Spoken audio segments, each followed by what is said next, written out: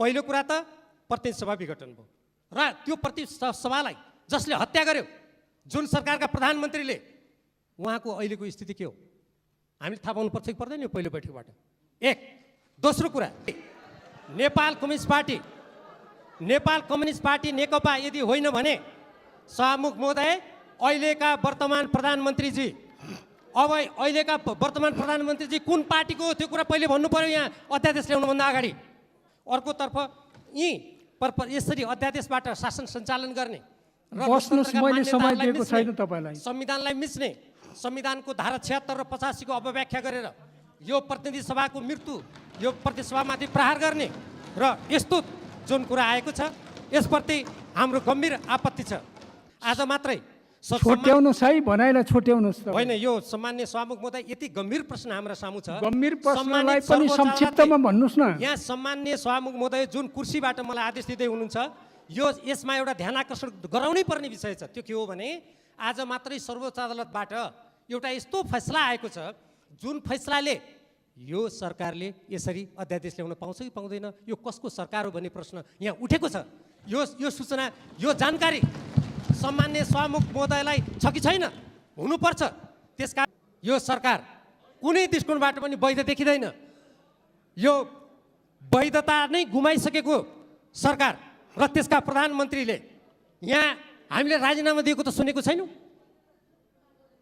के संविधानबाट, कानुनबाट, सम्पूर्ण कुराबाट सम्पूर्ण आधार गुमाइसकेको सरकारले पनि यी सरकारको तर्फबाट निर्णय गरेका कुराहरू भनेर यहाँ प्रवेश गर्न मिल्छ र? प्रति सम्मान गर्ने कुरामा हामी शिर निहुराएर श्रद्धाञ्जली अर्पण गर्छौँ। तर यसरी सरकारले सम्पूर्ण रूपमा वैधता गुमाइसकेको, आफै हत्या गरेको प्रतिनिधि सभामा आफै प्रस्ताव राख्नु त अलिकति राजनीतिक रूपमा अप्ठ्यारो लाग्दैन र सम्माननीय सभामुख मान्य सदस्य के छ?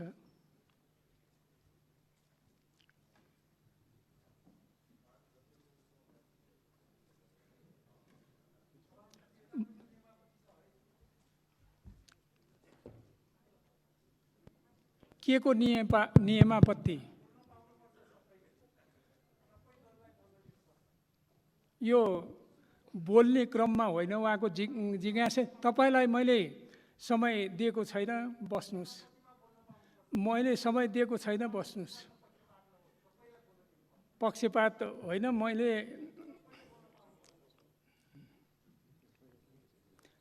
यो बोल्ने क्रमको कुरा होइन, बस्नुहोस्।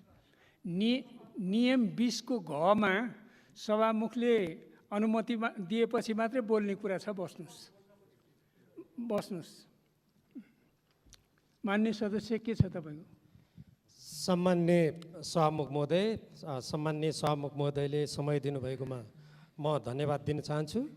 सर्वप्रथम सम्माननीय सभामुख महोदयले भन्नुभए जस्तै हामी नेपाली जनताको धेरै ठुलो मूल्यबाट दुई पटक संविधान सभाबाट लेखिएको संविधानमाथि जसरी प्रहार गरिएको थियो पुस 5 गतेका दिन, र जसरी त्यो संविधानबाट नेपाली जनताले आफ्ना लोकतान्त्रिक अधिकारहरूलाई सुरक्षित गर्ने र देशमा राजनीतिक स्थायित्वका साथ अगाडि बढ्ने।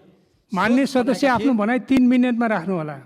सभामुख महोदय, यो 3 मिनेटको प्रसङ्ग छैन यसमा, किनभने यसमा यति धेरै महत्त्वपूर्ण विषय छ। मैले यसमा केही राजनीतिक कुराहरू, केही संसदका प्रक्रियागत विषयहरू जुन सभामुख महोदय सचिवालयबाट वितरित यो दैनिक कार्यसूची छ त्योसँग सम्बन्धित विषयहरू पनि छन्। त्यसैले म सम्माननीय सभामुख महोदयलाई त्यो 3 मिनेटको यो कुनै पूर्व निर्धारित समयको बन्देज नलगाइयोस् भनेर माग गर्दै मेरो कुरा अगाडि बढाउन अनुमति चाहन्छु। र हामीले त्यसरी एउटा आशा गरेका थियौँ र अघि सम्माननीय सभामुख महोदयले भन्नुभयो जस्तै सम्मानित सर्वोच्च अदालतबाट त्यो असंवैधानिक प्रधानमन्त्रीद्वारा गरिएको जुन प्रतिनिधि सभा विघटनको निर्णय थियो त्यसलाई संवैधानिक ठहर गरेर आज हामी पुनर्स्थापित यो प्रतिनिधि सभामा उपस्थित भएका छौँ। यसबाट संविधानमाथिको त्यो प्रहार आघात निष्फल भएको छ। तर सँगसँगै नेपालको राजनीतिक क्षितिजमा अनेक अरू प्रकारका समस्याहरू पनि सँगसँगै आएको हामी देखिरहेका छौँ। जे होस्, सम्माननीय सभामुख महोदय, यो जुन कार्यसूची छ म सर्वप्रथम त्यसको केही प्रसङ्गबाट प्रवेश गर्न चाहन्छु। हामीले सोचेका थियौँ यो सम्मानित प्रतिनिधि सभाका मान्य सदस्य जो यही प्रतिनिधि सभाको सदस्य हुनुहुन्थ्यो, जसको दुःखद निधन भयो, असामयिक निधन भयो, उहाँ हुनुहुन्थ्यो सानु शिवा। र अर्को प्रतिनिधि सभाका सदस्य हुनुहुन्थ्यो सूर्यबहादुर केसी। र त्यसै गरी पूर्व सदस्यहरू, हामी सबैको हातमा कार्यसूची छ, मैले दोहोऱ्याइरहनु त पर्दैन, तर यो कुरामा जोड दिनुको लागि भन्नै पर्छ। यसमा दीपक बहादुर गुरुङ, माननीय पूर्व सदस्य डाक्टर राममान श्रेष्ठ, संविधान सभाका सदस्य मानपुर चौधरी, पूर्व सदस्य वीरबहादुर लामा, पूर्व सदस्य ओमकार प्रसाद गौचन, पूर्व सदस्य इन्द्रहाङ लिम्बू, संविधान सभा सदस्य भीमप्रसाद गौतम, पूर्व सदस्य कमान सिंह लामा, पूर्व सदस्य गङ्गादत्त जोशी, पूर्व सदस्य एकनाथ राणा भाट, पूर्व सदस्य कुवर प्रसाद शर्मा र पूर्व सदस्य डाक्टर शङ्कर प्रसाद उप्रेती। यतिजना जसले यो संविधान निर्माणमा लोकतन्त्र प्राप्तिको सङ्घर्षमा आफ्नो जीवनको आहुति दिनुभयो, उहाँहरूप्रति श्रद्धाञ्जली अर्पण गरिरहँदा अरू कुनै पनि कार्यसूची रहने छैनन् भन्ने हामीले अपेक्षा गरेका थियौँ। हामी सर्वप्रथम म स्वयं प्रतिनिधित्व गर्ने नेपाल कम्युनिस्ट पार्टी नेकपाको तर्फबाट उहाँहरूप्रति हार्दिक श्रद्धाञ्जली अर्पण गर्न चाहन्छु। तर सम्माननीय सभामुख महोदय, यी अरू कार्यसूची कहाँबाट आए? एक त यो लोकतन्त्रमा अध्यादेशबाट शासन गर्ने परम्परा कति उचित हो? कति त्यो रूपको त्यो प्रकारका काम कारबाहीलाई हामी लोकतन्त्रमा विश्वास गर्ने हाम्रो यो प्रतिनिधि सभाले स्वीकार गर्छ भन्ने प्रश्न उठ्छ एकातर्फ। अर्कोतर्फ यसरी अध्यादेशबाट शासन सञ्चालन गर्ने र संविधानलाई मिच्ने, संविधानको धारा 76 र 85 को अपव्याख्या गरेर यो प्रतिनिधि सभाको मृत्यु, यो प्रतिनिधि सभामाथि प्रहार गर्ने र यस्तो जुन कुरा आएको छ, यसप्रति हाम्रो गम्भीर आपत्ति छ। त्यसको साथसाथै म के कुराको स्मरण गराउन चाहन्छु भने, यो प्रतिनिधि सभामा जुन सरकार भनेर सभामुख महोदयले मान्य सदस्य गठनको कुरा गर्नुभयो, मान्य सदस्य तपाईँ रोकिनुहोस् एकछिन। के को नियमापत्ति तपाईँको? कुन नियमको के नियमापत्ति? नियम 26 अनुसार मैले नियमापत्ति गरेँ। के को नियमापत्ति खोलाउनु? 14 र नियमावलीको 93 लाई कोड गरेर म भन्न चाहन्छु, पहिलो बैठकको पहिलो सूचीमा अध्यादेशहरू पेश हुनुपर्ने भन्ने छ। त्यो बाहेकको अन्यथा कुरा हुनु गएको हुनाले यसलाई सच्याइयोस् भनेर म माग गर्न चाहन्छु सम्माननीय सभामुख महोदय। होइन, मेरो ध्यान आकर्षण भयो, तपाईँ बस्नु। सम्माननीय सभामुख महोदय, म अर्को गम्भीर कुरातर्फ ध्यान आकर्षण गराउन चाहन्छु। आज मात्रै छोट्याउनुहोस् है, भनाइलाई छोट्याउनुहोस्। होइन, यो सम्माननीय सभामुख महोदय, यति गम्भीर प्रश्न हाम्रो सामु छ। गम्भीर प्रश्नलाई पनि संक्षिप्तमा भन्नुहोस् न। यहाँ सम्माननीय सभामुख महोदय जुन कुर्सीबाट मलाई आदेश दिँदै हुनुहुन्छ, यसमा एउटा ध्यान आकर्षण गराउनै पर्ने विषय छ। त्यो के हो भने, आज मात्रै सर्वोच्च अदालतबाट एउटा यस्तो फैसला आएको छ जुन फैसलाले यो सरकारले यसरी अध्यादेश ल्याउन पाउँछ कि पाउँदैन, यो कसको सरकार हो भन्ने प्रश्न यहाँ उठेको छ। यो सूचना, यो जानकारी सम्माननीय सभामुख महोदयलाई छ कि छैन? हुनुपर्छ। त्यसकारण म के भन्दैछु भने, जुन कुराको वैधता छैन, जुन कुरा राजनीतिक दृष्टिकोणबाट, नैतिक दृष्टिकोणबाट, संवैधानिक दृष्टिकोणबाट, कानुनी दृष्टिकोणबाट र हाम्रो यो सम्मानित प्रतिनिधि सभाको परम्परा र अभ्यासबाट जुन कुरा यहाँ स्थापित हुँदैन, जुन कुराको अभ्यास गरिँदैन, त्यो कुराको अभ्यास नगरियोस् भनेर सम्माननीय सभामुख महोदयलाई आकर्षित गराउँदा के त्यसमा समयको बन्देज लाग्न सक्छ र? लाग्दैन सभामुख महोदय। त्यसकारण म के भन्न चाहन्छु भने, जसरी पहिलो कुरा त प्रतिनिधि सभा विघटन भयो र त्यो प्रतिनिधि सभालाई जसले हत्या गर्यो, जुन सरकारका प्रधानमन्त्रीले, उहाँको अहिलेको स्थिति के हो हामीले थाहा पाउनुपर्छ कि पर्दैन यो पहिलो बैठकबाट? एक। दोस्रो कुरा, अहिले सम्मानित सर्वोच्च अदालतबाट हामीले भर्खरै समाचार माध्यममा पढ्न पायौँ, अब निर्वाचन आयोगले गरेको जुन फैसला थियो, तत्कालीन नेपाल कम्युनिस्ट पार्टी नेकपालाई दर्ता गरेको जुन थियो, त्यो एउटा आश्चर्यजनक कुरा हामीले सुनेका छौँ। सर्वोच्च अदालतले अब पार्टी निर्माण गर्ने रे। हामी यो कानुनी फैसला हो कि राजनीतिक फैसला हो, हामीले विचार विमर्श गर्नुपर्ने छ। यो व्यवस्थापिका, यो प्रतिनिधि सभा, हामीले यसका कुराहरूतर्फ हामीले ध्यान दिनुपर्ने छ। त्यसकारण म प्रश्न गर्न चाहन्छु, यदि नेपाल कम्युनिस्ट पार्टी नेकपा यदि होइन भने, सभामुख महोदय, अहिलेका वर्तमान प्रधानमन्त्रीजी कुन पार्टीको हो त्यो कुरा पहिले भन्नु पर्यो। यहाँ अध्यादेश ल्याउनुभन्दा अगाडि प्रधानमन्त्रीजीले कुन पार्टीको प्रतिनिधित्व गर्नुहुन्छ, सरकारको तर्फबाट आउने कुनै पनि निर्णय, कुनै पनि अध्यादेश कुन सरकारको भन्ने कुरा पहिले स्पष्ट हुनु पर्यो यहाँ। तब त्यसपछि मात्रै हामी ती अध्यादेशहरू सरकारको तर्फबाट यथोचित रूपमा ल्याइएका हुन् कि होइनन्, ती तिनीहरूको वैधता छ कि छैन, तिनले यहाँ कसरी प्रवेश पाउँछन्, तब मात्रै हामी त्यो कुरा गर्न सक्छौँ। त्यसकारण यस्तो गम्भीर विषय उठिरहेको हुनाले मान्य सदस्य छोट्याउनुहोस्, तपाईँको कुरा दर्ज भइसक्यो। म छोट्याउन गइरहेको छु। त्यसकारण सम्मान्य सभामुख महोदय, कानुनको दृष्टिकोणबाट, राजनीतिक दृष्टिकोणबाट, संविधानको दृष्टिकोणबाट, सम्मानित सर्वोच्च अदालतले गरेको भर्खरको फैसलाको दृष्टिकोणबाट नेपाल सरकारको तर्फबाट अहिले वर्तमान प्रधानमन्त्रीजीले नेतृत्व गर्नुभएको यो सरकार कुनै दृष्टिकोणबाट पनि वैध देखिँदैन। यो वैधता नै गुमाइसकेको सरकार र त्यसका प्रधानमन्त्रीले यहाँ हामीले राजीनामा दिएको त सुनेको छैनौँ। के संविधानबाट, कानुनबाट, सम्पूर्ण कुराबाट सम्पूर्ण आधार गुमाइसकेको सरकारले पनि यी सरकारको तर्फबाट निर्णय गरेका कुराहरू भनेर यहाँ प्रवेश गर्न मिल्छ र सम्मान्य सभामुख महोदय?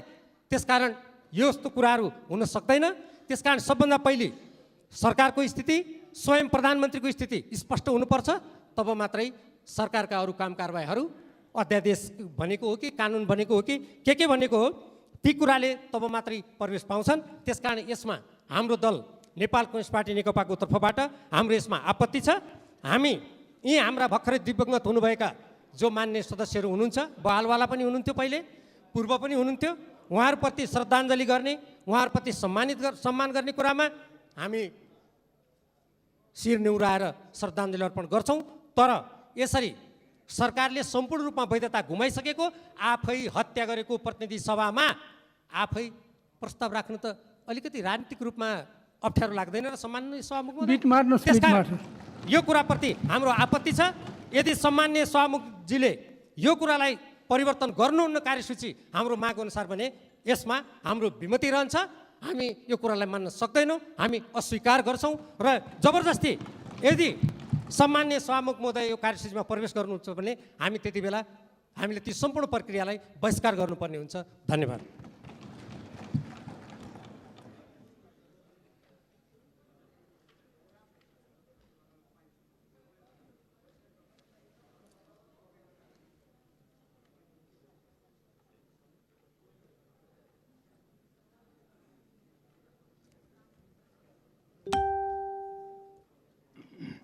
मान्य सदस्यहरू, प्रतिनिधि सभा नियमावली 2075 को नियम 93 को 1 मा संविधानको धारा 114 बमोजिम जारी भएको अध्यादेश जारी भएपछि बसेको सदनको पहिलो बैठकमा पेश गर्ने व्यवस्था रहेकोले आजै पेश गर्नुपर्ने कानुनी बाध्यतामा मान्य सदस्यहरू, यस कार्यसूचीमा अरू कुनै कार्यसूची छैन। राष्ट्रपति कार्यालयको पत्रको जानकारी बाहेक बस्नुहोस्। म बैठकलाई अगाडि बढाउँछु।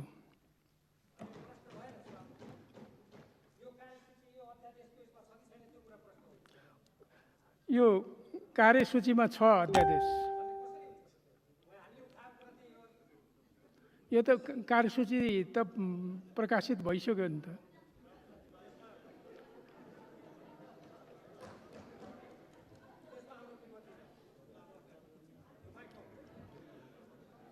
तपाईको विमति पनि दर्ज भयो, म बैठक पनि अगाडि बढाउँछु।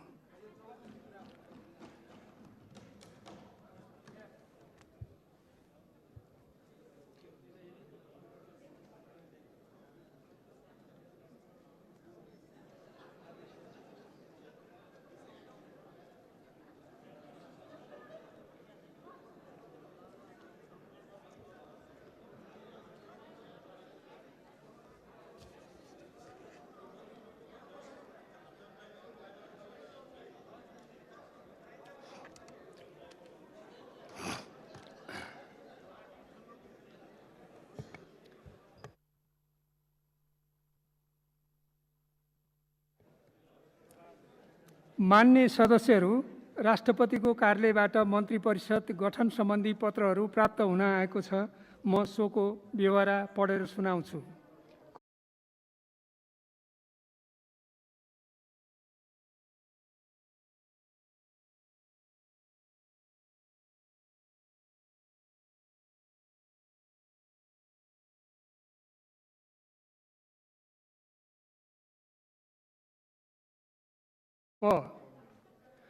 शिक्षा, विज्ञान तथा प्रविधि श्री वर्षमान पुन मन्त्री ऊर्जा जलस्रोत तथा सिंचाई प्रधानमन्त्री तथा मन्त्री परिषदको कार्यालय नम्बर 3 प्रविधि सत्र मिनट। सम्मानीय सभामुख महोदय, सबभन्दा पहिला संविधानको भावना विपरीत, संविधानको आदर्श विपरीत संसद विघटन गरेको सम्मानीय प्रधानमन्त्रीज्यूबाट संसद विघटन गरेको अवस्थामा सम्मानीय सर्वोच्च अदालतले शक्ति पृथक्करणको सिद्धान्त अनुसार संसदको पुनर्स्थापना गरेर संवैधानिक मूल्य मान्यताको कदर गरेको छ, संसदीय अभ्यासको स्वागत गरेको छ, आम नेपाली जनताको भावनालाई सम्मान गरेको छ, आम नागरिकले उठाएका कुराहरूलाई स्वीकार गरेको छ। त्यो सबभन्दा पहिला प्रमुख प्रतिपक्षी दल नेपाली काङ्ग्रेस सम्मानीय सर्वोच्च अदालतको संसदलाई पुनर्स्थापना गर्ने त्यो निर्णयको भरपूर्ण स्वागत गर्न चाहन्छ। सभामुख महोदय, संसदको पुनर्स्थापना भएको छ, संविधानलाई कार्यान्वयन गर्ने, जनजीविकाको सवाललाई अगाडि बढाउने, संसदलाई सुचारू रूपबाट अगाडि बढाउने, संसदभित्र देखा परेका कुनै पनि चुनौती र व्यवधानलाई यही संसदभित्रैबाट निकास दिलाउनु पर्ने संसदीय अभ्यासमाथि प्रमुख प्रतिपक्षी दलको विश्वास रहेको छ। तर आज पहिलो बैठकमै सभामुख महोदय, हाम्रो संसदीय अभ्यासभित्र केही माननीय नेताहरू सदनबाट बाहिर जानुभयो, केही यहाँ बस्नु भएको छ। यो सरकारले यो संसदीय अभ्यासलाई सुचारू रूपबाट अगाडि बढाउनको लागि किन यस्तो व्यवधानहरूको अवस्थाको सृजना गरिराखेको छ, यसप्रति प्रमुख प्रतिपक्षी दलको गम्भीर ध्यान आकर्षण भएको छ। सभामुख महोदय, यो सरकारले संसद विघटन गरिसकेपछि सभामुख महोदय, अध्यादेशबाट मुलुक चलाउनु पर्ने बाध्यता यो सरकारलाई कहाँबाट आयो? नेपालको संविधान 2072 जीवन्त थियो। 2072 अनुसार सरकारले शासन अगाडि बढाउनु पर्ने थियो, तर सरकारले अध्यादेशको मार्फतबाट संविधानमा नलेखेको कुराहरू, संविधानको भावना विपरीत अध्यादेशलाई लिएर आएर यो मुलुकलाई नियन्त्रण गर्न खोज्यो। सभामुख महोदय, मैले ध्यान आकर्षण गराउन चाहे, जुन संवैधानिक परिषदको अध्यादेशको जुन प्रस्ताव यहाँ पेश हुन गइराखेको छ सभामुख महोदय, यो संवैधानिक भावनाको विपरीत भएको हुनाले प्रमुख प्रतिपक्षी दलले यसलाई स्वीकार गर्न सक्दैन। सभामुख महोदय, संवैधानिक परिषद भनेको सरकारले निर्णय गर्ने ठाउँ होइन। नेपालको संविधानको धारा 284ले संवैधानिक परिषदको गठनको जुन परिकल्पना गरेको छ त्यो राज्यको परिकल्पना गरेको हो। सभामुख महोदय, संवैधानिक अङ्गका अध्यक्ष र सदस्यहरूको नियुक्तिको लागि राज्यले त्यहाँ नियुक्ति गर्नुपर्ने, सिफारिस गर्नुपर्ने प्रावधान हाम्रो संविधानले दिएको छ। त्यही भएर त्यो संवैधानिक परिषदमा सम्मानीय प्रधान न्यायाधीशजीदेखि लिएर विपक्षी दलको नेतादेखि लिएर सम्मानीय सभामुखदेखि लिएर राष्ट्रिय सभाको अध्यक्षदेखि लिएर उपसभामुख अन्तर्राष्ट्रिय नारी दिवसको पूर्व सन्ध्यामा भन्न पनि दुःख लागेको छ। आज 3 वर्ष भइसक्यो, फरक दलले महिला नेत्रीले एउटा उपसभामुखको पदलाई निर्वाचन गरौँ भनेर थाक्दाखेरि पनि महिला नेतृत्वमाथि चुनौती खडा भएको छ। दुःखको साथ भन्न चाहन्छु सभामुख महोदय, संविधानले, संवैधानिक परिषद भनेको कुनै प्रधानमन्त्रीले, कुनै सरकारले नियुक्ति गर्ने ठाउँ होइन, राज्यले नियुक्ति गर्ने ठाउँ हो। र राज्य भनेको न्यायपालिका, कार्यपालिका र व्यवस्थापिका हो सभामुख महोदय। तर आज सरकारले संसदलाई विघटन गरेको बहानामा, अध्यादेश ल्याउने बहानामा संसदको भावना विपरीत जुन अध्यादेशलाई लिएर आएर राज्यका संवैधानिक अङ्गहरूको प्रमुख र सदस्यहरूको नियुक्ति गर्ने जुन कामहरू गर्यो, यसले संविधानको धज्जी उडेको हुनाले सभामुख महोदय, आज प्रस्तुत गरेको यो अध्यादेश प्रति प्रमुख प्रतिपक्षी दल यो अध्यादेशलाई स्वीकार गर्दैन र सरकारलाई आग्रह गर्छ यो अध्यादेश संविधानको भावना विपरीत भएको हुनाले, शक्ति पृथक्करणको विपरीत भएको हुनाले राज्यले गर्नुपर्ने निर्णय सरकारले आफ्नो स्वेच्छाचारी ढङ्गबाट, मनोमानी ढङ्गबाट गरेको हुनाले यो अध्यादेशलाई कम्तीमा यो संसदीय अभ्यासको यो संसदभित्र प्रवेश नगराएर सरकारले यो अध्यादेश तुरन्त फिर्ता लिएर लग्नको लागि पनि प्रमुख प्रतिपक्षी दल आग्रह गर्दछ। अन्यथा यो अध्यादेश प्रति प्रमुख प्रतिपक्षी दलले यसलाई स्वीकार गर्दैन। यसलाई अस्वीकार गरेको पनि पूर्व जानकारी सम्मानीय सभामुख मार्फत यहाँ गराउँदै म आफ्नो भनाइ यही टुङ्ग्याउँछु। हस् त, धन्यवाद। मान्य सदस्यहरू, अब सम्माननीय प्रधानमन्त्री श्री केपी शर्मा ओलीको तर्फबाट मान्य कानुन, न्याय तथा संसदीय मामिला मन्त्री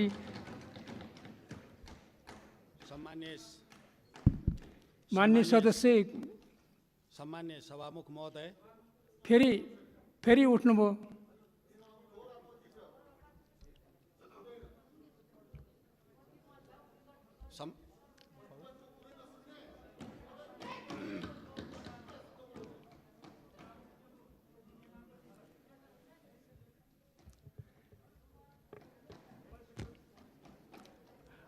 मान्य सदस्य, यो तपाईँहरूको भनाइ त दर्ता भइसक्यो नि सदनमा।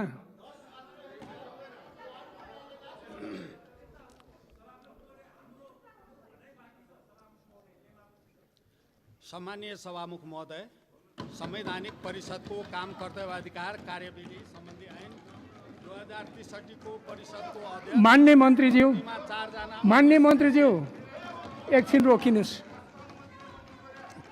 एकछिन म केही कुरा भन्छु। मान्य सदस्यहरू मेरो कुरा सुन्नुहोस् न पहिला।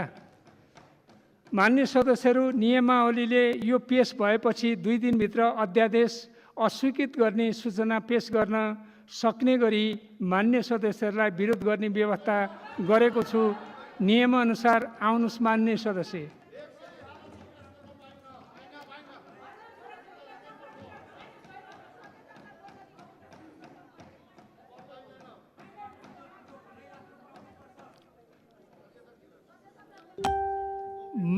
मान्य श्री बालकृष्ण खाँड।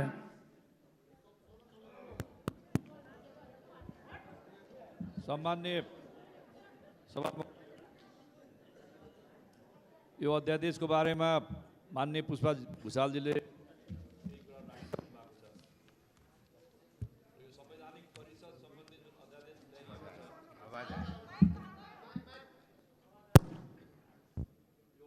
चाहिँ संविधानको प्रतिकूल छ।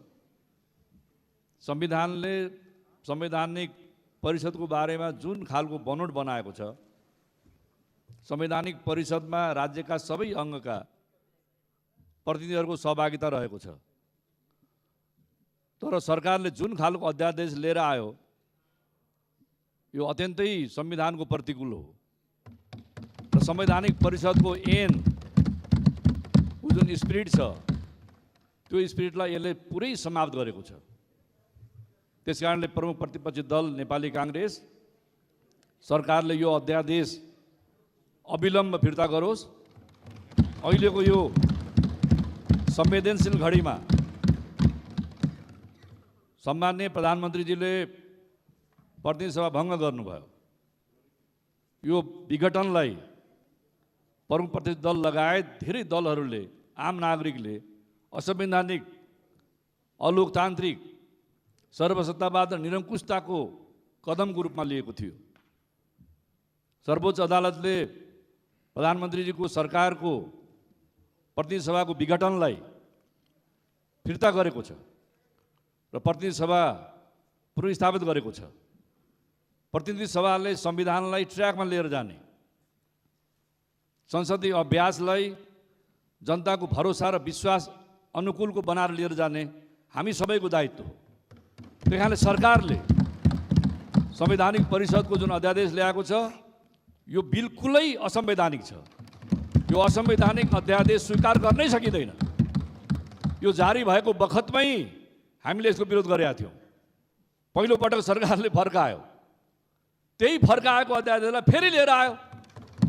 सरकार आफैले स्वीकार गरेका थियो यो असंवैधानिक छ, फेरि असंवैधानिक यो अध्यादेश लिएर आएको छ। यो अध्यादेश यो सदनमा प्रवेश गर्न सक्दैन। म सम्मान्य सभामुखजीलाई आग्रह गर्न चाहन्छु, सरकारलाई पनि म भन्न चाहन्छु, यो असंवैधानिक अध्यादेश अविलम्ब फिर्ता लिएर गइयोस्। यसलाई हामी स्वीकार गर्न सक्दैनौँ। यो प्रक्रियालाई अगाडि बढाउने क्रममा हाम्रो सहयोग रहन सक्दैन। हामी यसको घोर आपत्ति गर्छौँ, फेर घोर विरोध गर्दछौँ र फिर्ता हुनेछ भन्ने हाम्रो विश्वास छ। फिर्ताका लागि नै हामी दृढ छौँ। धन्यवाद। यस विषयमा म सरकारको ध्यान आकर्षण गराउन चाहन्छु र मन्त्रीजीलाई म अगाडि बढ्न। सम्मानीय सभामुख महोदय, संवैधानिक परिषदको काम कर्तव्य अधिकार कार्यविधि सम्बन्धी ऐन 2063लाई परिषदको अध्यक्ष कम्तीमा 4 जना अन्य उपस्थित भएमा परिषदको गणपूर्वक सङ्ख्या बैठक पेश भएको प्रत्येक विषयको निर्णय सर्वसम्मतिको आधारमा बैठक हुन नसकेको हुँदा संवैधानिक परिषदको बैठक निर्णय हुन नसक्ने तत्सम्बन्धी व्यवस्थालाई तत्कालीन संशोधन गर्न आवश्यक संघीय संसदको अधिवेशनले नेपाल सरकार मन्त्री परिषदको सिफारिस सम्मान्य राष्ट्रपतिबाट जारी भएको संवैधानिक परिषदको काम कर्तव्य अधिकार सम्बन्धी ऐन 2063लाई संशोधन गर्न अध्यादेशलाई नेपालको संविधानको धारा 114 उपधारा 2 खण्ड क बमोजिम सभामुख महोदयको अनुमतिले सभा समक्ष पेश गर्दछु। धन्यवाद।